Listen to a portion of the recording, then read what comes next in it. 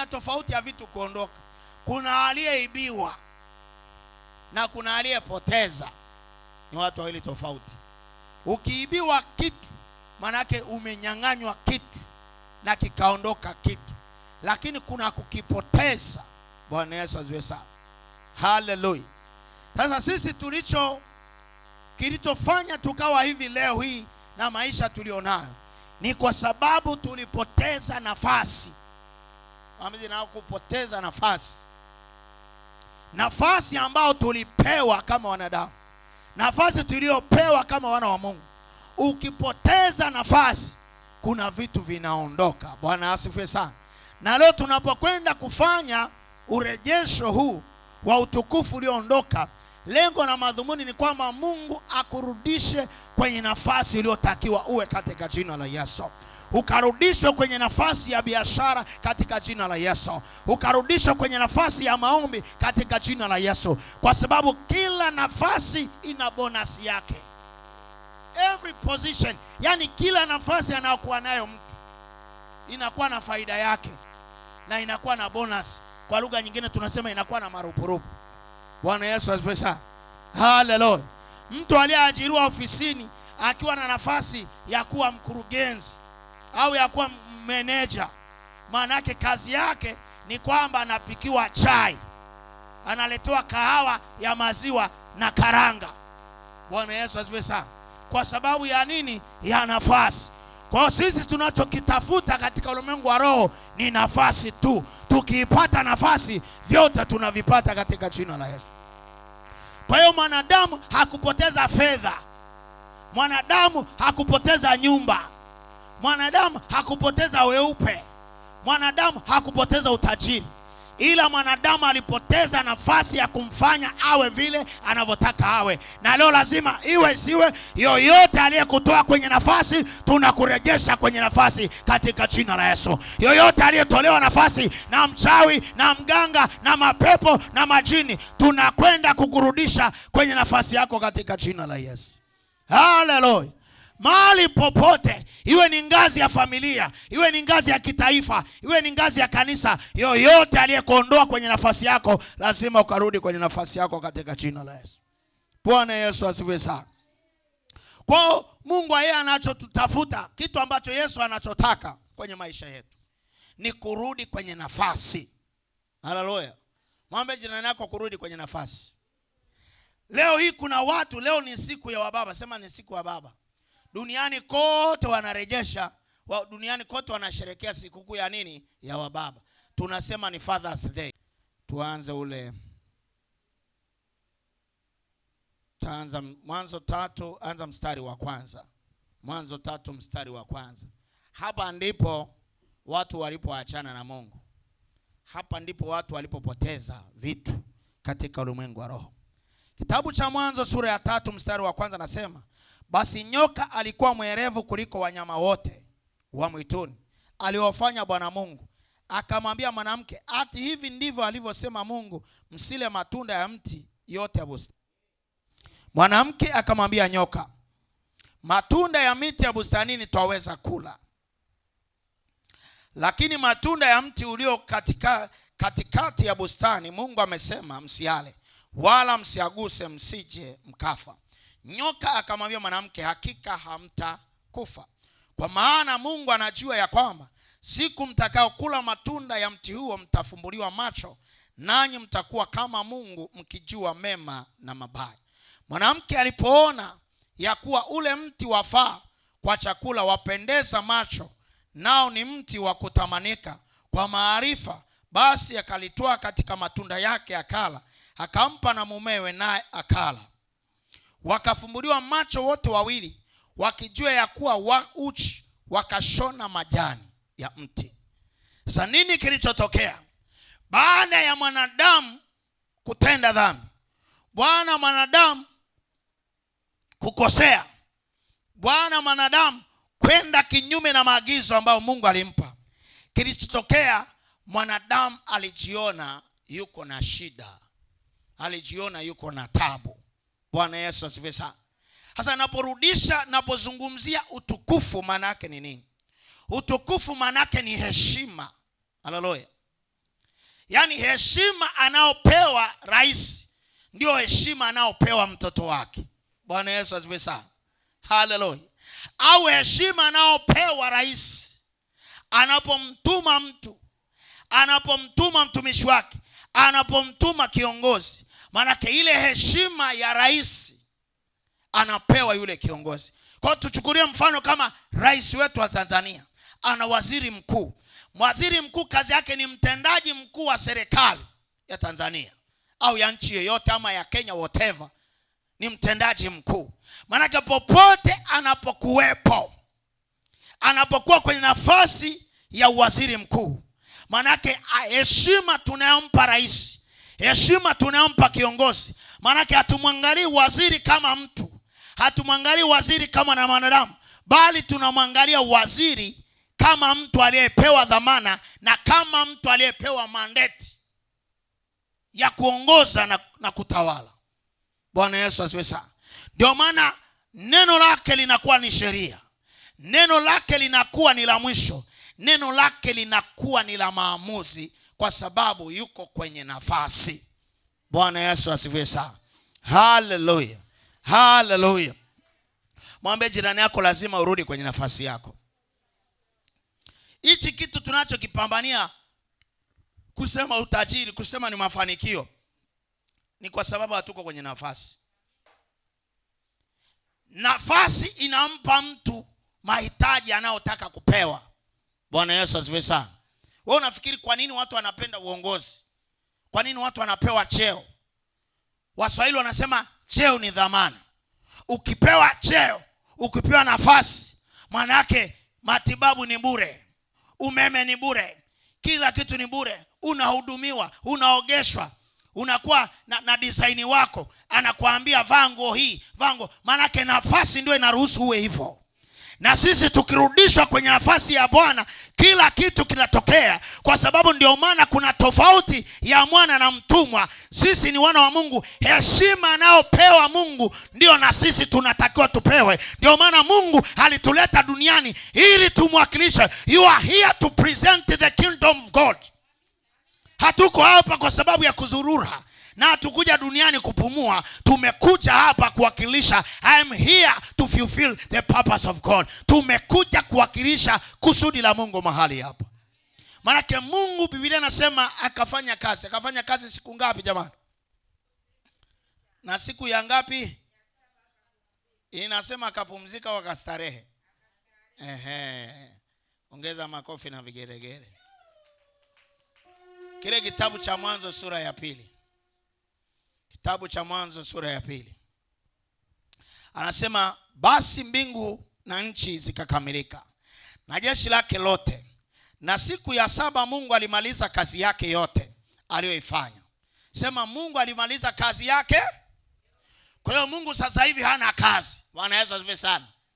Ila anasimamia kazi na anaagiza. Bwana Yesu asifiwe sana. Maana yake ni kama mzazi kazi yake ni kuzaa mtoto na kumtunza na kumlea na kumsomesha. Akishafika kiwango fulani, inatakiwa sasa mzazi yale matunda. Bwana Yesu asifiwe. Na leo lazima tukaombe ya kwamba yoyote atakaye kuwa na mtoto ama ni mjukuu, lazima ale matunda yake kabla hajafa akiwa hai. Ufaidi matunda ya wanao. Unajua kuna tofauti ya kuzaa na kutaga. Bwana Yesu asifiwe sana. Yaani kuna watoto walioko duniani, mzazi akiona anajivunia, anasema kwa kweli umezaa, hujataga, umeenda leba. Lakini kuna mtu anaweza akaona watoto wengi lakini hamna faida yote. Bwana Yesu asifiwe sana. Sasa kazi ya shetani ni kuwatoa watoto wetu kwenye nafasi, ni kututoa kwenye nafasi ili atuchanganye, mwisho wa siku tusile matunda yetu. Bwana Yesu asifiwe sana. Hallelujah.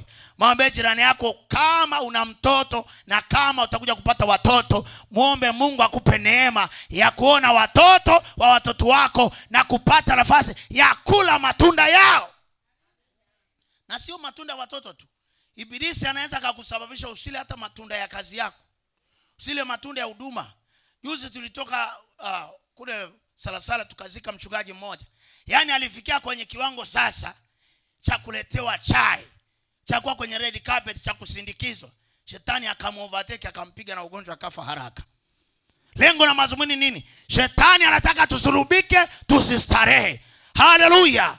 Tunapomaliza mwezi wa 6 tunaingia wa 7, manake lazima mwezi wa 7 uwe ni mwezi wa kustarehe na Bwana katika jina la Yesu. Uwe ni mwezi wa kustarehe, manake lengo la mazumuni la Mungu kutuumba, kutuleta duniani sio kujuta, bali ni kufurahi katika jina la Yesu. Mtu mmoja apige makofi na vigelegele.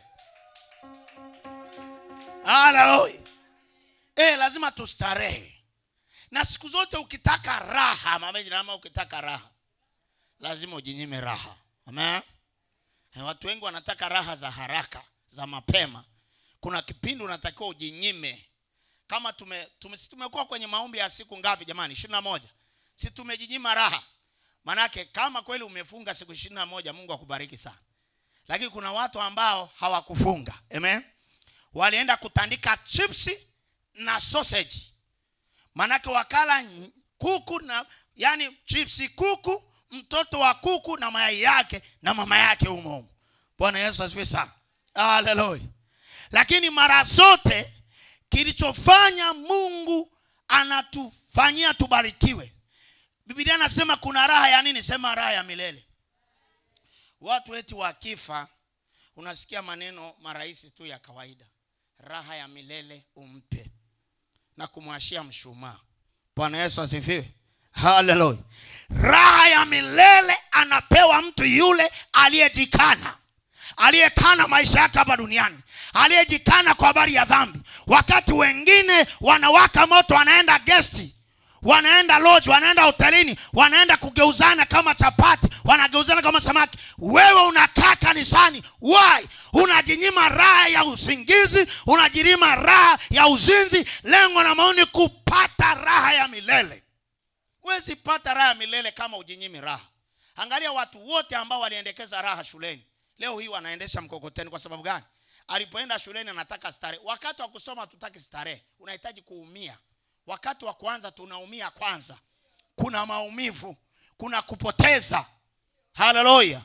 Bwana Yesu asifiwe sana. Kwa sababu kanuni ya kupata lazima ukubali kupoteza. Yesu hakupewa utukufu hivi hivi. Cha kwanza alipoteza, alijikana, akajinyima raha. Unajua mbinguni ni mahali pazuri. Mbinguni ni sawasawa na mtu ambaye ametoka Marekani alafu anaenda kuishi Manzese. Umeona tofauti yake? Haleluya. Yaani anatoka Marekani ambao mambo ni mazuri, kila kitu ni cha umeme, vyo una press button unaenda tu choo kina sense kinatoka chenyewe. Unaingia kwenye milango. Alafu leo hii mtu umezoea vyo vya kuflash. Alafu unaenda kwenye mavyo ya mashimo na mambao, alafu mlango hakuna, ni gunia. Manake kuingia kwake, lock yake, mlango wake ni hodi. Ukiwa na haraka mtu mnakutana humo wote. Manake unakuwa mna mlango ni gunia. Bwana Yesu asifiwe sana. Haleluya. Manake kuna vyo vingine mlango wake ni hodi. Hodi. Niko mtu aseme nini? Choo cha gunia. Bwana Yesu asifiwe sana. Haleluya. Manake Yesu akaacha raha, akaacha bata mbinguni. Ndio maana leo hii anatupa raha ya milele. Bwana Yesu asifiwe. Mpendwa katika Bwana, wakati huu tunaumia na injili, tunaumia na kazi ya Mungu, tunateseka, tunatumia muda mrefu, tunatumia gharama, tunaumizwa, tunakejeliwa, tunakutana. Kuna raha iko mbele yake katika jina la Yesu. Manake wakati unapita kwenye mateso, unapita kwenye mahangaiko, mbele yake kuna raha na kuna bata takatifu katika jina la Yesu. Ndio maana angalia mwanafunzi ambaye alikuwa wakati wenzake wanasoma, yeye yuko kwenye Facebook, yeye yuko kwenye TikTok. Lakini wanafunzi ambao walijinyima raha, anachukua beseni, anaweka miguu yake, anasoma, mbu ni za kwake, anakesha wakati anasoma. Saa ikija, akianza kudrive gari yake barabarani, usiseme ni chuma ulete, wala usiseme ni frumasi. Manake alijinyima raha. Wezi pata vitu kirahisi, wezi pata starehe kama hujakubali kujinyima raha. Watu wote unaoona wanaotumikia ufalme wa giza, ambao wana maagano ya kuzimu, wanateseka. Unaona mtu lina nyumba yake, mtu lina magari yake, lina fedha zake, lina utajiri wake. Hujui mateso anaopitia. Maana yake raha, anasema jipe mwenyewe, sio ujipe. Ukitaka raha jinyime raha. Bwana Yesu asifiwe sana. Mwambie jirani yako, ukitaka raha jinyime.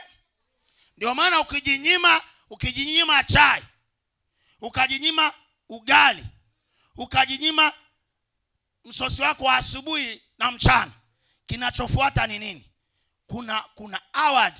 Maana yake kinachofuata, maana yake kuna thawabu, kuna taji utakalopewa, kwa sababu lazima Mungu akutunuku katika jina la Yesu. Na hata jeshini hakuna mtu anayepandishwa cheo. Achana na hivi vyeo vya kuhonga hivi vya rushwa. Lakini vyeo vya halisi mtu anapandishwa kulingana na thoruba alizozipata. Bwana Yesu asifiwe sana. Haleluya. Haleluya. Ndio maana wanafunzi wa Yesu walikuwa wanapigana nani mkubwa. Yesu akasema hivi, aliye mkubwa lazima awe mdogo. Maana ili tuweze kuwa wakubwa lazima tuanzie chini. Tukubali kuteseka. Bwana Yesu asifiwe. Haleluya. Sisi wengine unavyotuona hivi, tulianza kulala chini. Kabla ya kulala kitanda cha juu, tulianza kulala chini na magodoro. Lakini leo hii unachagua ulale hivi au ulale hivi, kwa sababu unatosha. Ukipiga huku ni 6, ukipiga huku ni 6. Lakini kuna vitanda vingine ilikuwa umewekewa size ya jeneza. Chumba unachokaa, unacholala. Ukisema unyoshe mguu uko mlangoni kule. Bwana Yesu asifiwe. Lakini leo hii kwa sababu uliteseka na ulipata thoruba, lazima Mungu akutunuku. Ndio maana katika maisha haya swala la kufutwa machozi sio mpaka mbinguni. Machozi tunafutwa hapa duniani kwa kazi uliyotenda, kwa kazi uliyoumia, kwa jinsi ulivyojitaabisha. Na leo niko hapa kukutangazia, umejitaabisha toka siku ya kwanza. Kama ulifunga kwa uaminifu, niko kukutangazia raha katika jina la Yesu. Pokea raha katika jina la Yesu. Kama umejinyima kweli mwezi mzima, siku 21, na kutangazia ukale kuku wa rangi katika jina la Yesu. Nyumba yako sipatikane na makande. Nyumba yako sipatikane na maharage na matembele, ama na kisamvu, fulusuti na mihogo yake. Bwana akakupe neema ya kupata kuku. Kwa sababu umejinyima nini? Sema nimejinyima raha ili nipate. Tumisha Mungu Kristina. Hivi watu wakiona watoto wakiwa wakubwa hapo, vipi ile miezi 9 na ile leba vipi? Yaani ukimwangalia Samueli, ukimzumu, kila mtu anamtamani kumtuma. Lakini ile ngoma ile ya miezi 9 ndio utajua. Unatamani atoke sikioni, atoke mdomoni, atoke. Yaani unahangaika na unajua bana, mzigo wa ujauzito ni ajabu sana, uwezi ukampa mtu. Bwana Yesu, unahangaika nayo. Ndio maana unakuta mtu pole jikaze. Kujikaze wapi? Yaani hakuna namna. Bwana Yesu asifiwe sana. Sasa kwa wale mabinti ambao mjapitia, iko kazi mbele. Bwana Yesu asifiwe sana. Yaani usituone hivi. Haleluya. Na ndio maana baba wa kweli, achana na hao vijana wanaozalisha huko mtaani, wanafikiri mtoto ni kuzalisha tu. Lakini tunataka kama mtu anasema ni baba, tunataka kama mtu anasema ni mwanaume, uanze kuanzia mimba ile ikiwa changa mpaka mtoto anazaliwa. Huyo ndio ubaba sasa. Lakini unashangaa tu wanaume wengine kazi yao ni kupachika mamimba tu, wanaletoa watoto. Hiyo biashara tutaki. Baba wa kweli, tunaanza toka mama anazomea ardhi. Ardhi kutapika.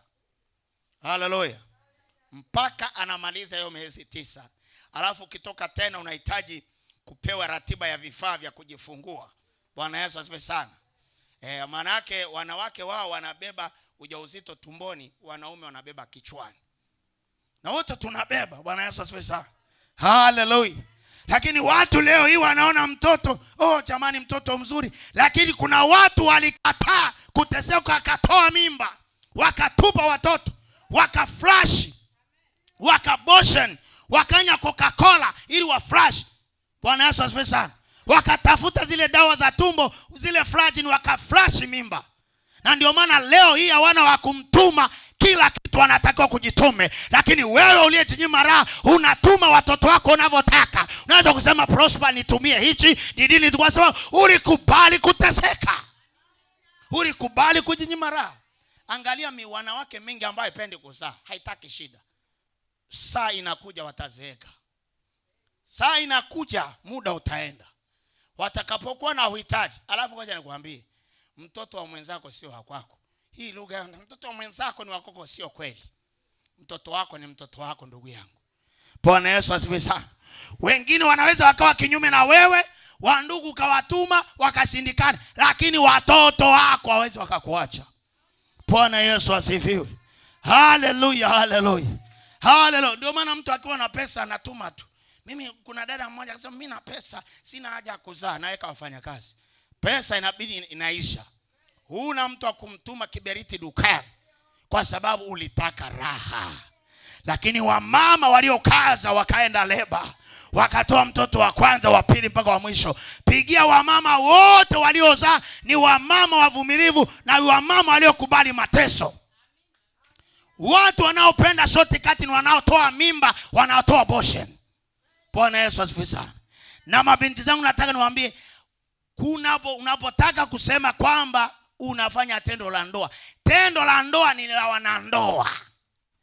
Ndio maana mtu anasema bwana mimi nimepata mimba, mimi ni mtoto, nimempa mimba binti. Watoto wapeani mimba. Bwana Yesu, umepeana mimba, wewe ni mtu mzima, toka kajitegemee. Bwana Yesu asifiwe sana. Hallelujah, hallelujah. Unaweza kuona kwenye kanisa leo sasa hivi, unakuja binti wa miaka 20, 25. Ana tatizo la fibro. Ana tatizo la uvimbe. Hivyo vidonge vya uzazi wa mpango, mtu hujaolewa, huna mume, vijiti sijui sindano. Bwana, eti mtu hujaolewa, vijiti vya kazi gani? Eti Masabri, njoo ufunge kanisani hapa uombe mpaka kitu kitokee kwa jina la Yesu. Sio kuweka kama vijiti na kuweka kama sindano.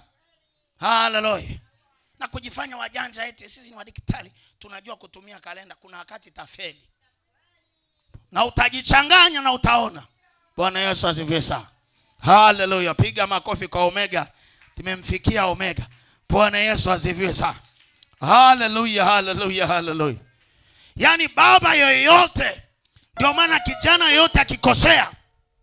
Nilikutana na kijana mmoja akasema, mtumishi wa Mungu, ilikuwa ni bahati mbaya. Lakini kaambia ilikuwa bahati mbaya, mtoto amezaliwa, hajazaliwa. Akasema amezaliwa. Kaambia hiyo haina shida. Kiasi ungemtoa. Bwana Yesu asifiwe sana. Na vijana wengi wanaongoza kwa kutoa mamimba kwa sababu wapende kulipa gharama. Bwana Yesu asifiwe sana. Sasa inafika wakati unatafuta mtoto. Leo kuna watu wanahangaika na watoto hawapati kwa sababu kuna wakati waliwatupa. Paka wanaiba watoto wa watu. Bwana Yesu asifiwe sana. Hallelujah. Hallelujah. Hallelujah. Hallelujah. Mungu akatupe neema ya kuvumilia kwa kitambo. Maana maandiko yanasema wakati mwanamke anapozaa yungali na uchungu, lakini akishazaa uchungu wake unaondoka, anaanza kuona raha. Nikwambie ndugu yangu, baada ya mateso, baada ya mihangaiko, baada ya thoruba kuna kupumzishwa. Haleluya. Na kupumzika sio kulazwa kwenye jeneza. Tunahitaji kupumzika. Bwana asifiwe sana. Sasa kuna watu wanapenda kupumzika halafu hamna kazi yoyote aliyofanya. Kulala kitandani ni kupumzika. Bwana asifiwe sana. Baada ya kufanyaje? Kuchoka. Lakini leo hii kuna watu wanalala bila kufanya kazi yoyote. Hutakiwi kulala kama hujachoka. Kulala maana yake ni mtu anaenda kujipumzisha baada ya kazi zote, labda za kufunga, labda kuomba maombi ya usiku, amekesha, ameenda kwenye biashara. Lakini kuna watu hajafanya chochote. Kanisani haendi, kufunga hajafunga siku 21. Alafu ni darasa la 7, anataka Mungu amuonekanie. Bwana Yesu asifiwe sana. Unajua sisi watu wengine kinachotuweka mjini ni maombi. Bwana Yesu asifiwe sana. Yaani maombi yako yatakuweka kwenye ndoa. Maombi yako yatakuweka kwenye nafasi. Maombi yako nakwambia, kama ukiwa ni mwana maombi, hakuna mtu akukutoa kwenye nafasi. Yuko mtu ambaye anaitwa Danieli, walitafuta namna kumpindua, namna kumchomoa, lakini kwa sababu alikuwa anaomba kwa siku mara 3, hakuna mtu yoyote alimtoa. Watu wa Mungu, nafasi inalindwa. Mwambie jina lako, nafasi inalindwa. Kupata nafasi ni kitu kingine na kuilinda nafasi ni kitu kingine. Bwana Yesu asifiwe sana. Ukipata nafasi ya kuwa kwa mfanyakazi wa kampuni fulani, umepata nafasi kwa njia ya maombi, linda nafasi kwa njia ya maombi. Amen. Umepata chance, opportunity ya kupata mchumba, chap, mlinde huyo mchumba. Watu kwa sababu kuna wanawake wengine wakasema, wewe unajifanya ni mjanja, hajakutana na mimi. Yaani akikutana na mimi naondoka naye. Na wako wanawake ambao ni mabingwa kuchukua wanaume za watu. Sasa kama ni mzembe, sio wa kuomba na kufunga, siku 21 uwezi. Utaanza, yes, nimechukuliwa. Piga makofi wazembe. Pingu si ya wazembe, mbingu ya watu waliochangamka. Bwana Yesu asifiwe. Can you clap into Jesus Christ in Jesus name? Tunaweza tukampigia Yesu makofi. Sema tunaenda kurudishwa kwenye nafasi. Nafasi tuliofanyeje? Tuliopotezwa, tuliofukuzwa. Wako watu wamefukuzwa kwenye nafasi.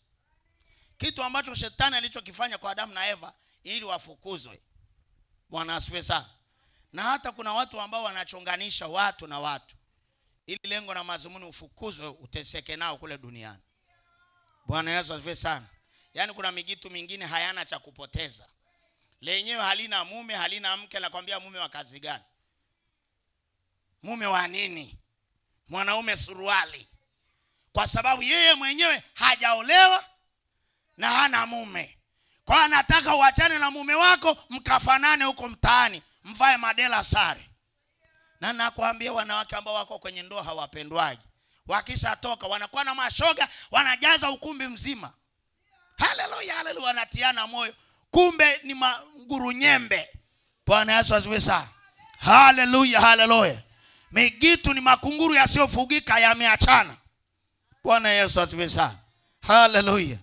Na hata vijana na hata wanaume waliooa mara nyingi wanapenda sana wote tuwe masela. Kuna wakati nafika, mimi ni mume wa mtu, mimi ni baba wa watoto fulani. Sasa hapa ni kikomo. Kwa sababu watu wote hamna shida, hakuna kuendekeza usela. Bwana Yesu asifiwe sana.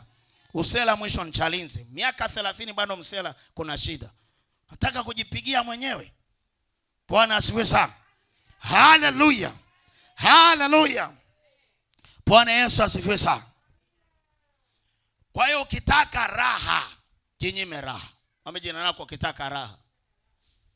Kila mtu anataka mambo yaende vizuri, lakini watu hawapendi kupoteza. Bwana Yesu asifiwe sana. Yaani watu wanataka faida haraka haraka. Kumbuka kwamba ng'ombe anenepi siku ya mnada. Mambo yanaenda taratibu. Bwana Yesu asifiwe sana. Kwa hiyo Mwanzo sura ya 2 mstari wa 2 anasema, na siku ya 7 Mungu alimaliza kazi yake yote aliyoifanya.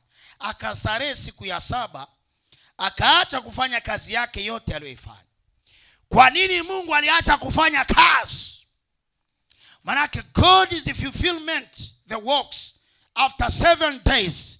Baada ya siku 7 Mungu akakamilisha nini? Kazi. Na maombi yangu nataka nikuombee mtu wa Mungu uliyepewa nafasi na unataka utukufu wa Mungu. Lazima Mungu akupe neema ya unachokianza unakikamilisha. The spirit of accomplish, roho ya kukamilisha vitu. Yaani kuna mtu anaanza uchumba. Yaani hujamalizika ana mwingine. Hujamalizika ana mwingine. Anaanza kazi hii, asharuka hapa kama kima, kama ngedere, kama tumbili. Ni kurukaruka. Anaanza mara anasoma, mara eleweka. Bwana Yesu asifiwe. Umekubali kusikia kwamba mimi nimekubali mtumishi kuwa mtumishi wa Mungu. Wewe ni mhubiri, tukuone na Biblia. Tukuone unafunga, unakaa, lakini unasema unataka kuwa mhubiri unakaa kijiweni. Are you serious? Unataka kuwa mwimbaji, huna tenzi ya rohoni. Hauimbi, haupigi makofi, haurukiruki, hauchezi. Unataka, you are not serious. Bwana Yesu asifiwe sana. Mungu akupe neema ya kuanzisha kitu na kukikamilisha. Manake tunaanza na utukufu wa mwanzo. Tunapomaliza kuna utukufu wa kukamilisha. Hallelujah. Na niko hapa kutamka na kuzungumza kazi hii ya Grace of God tuliyopoanza kwa utukufu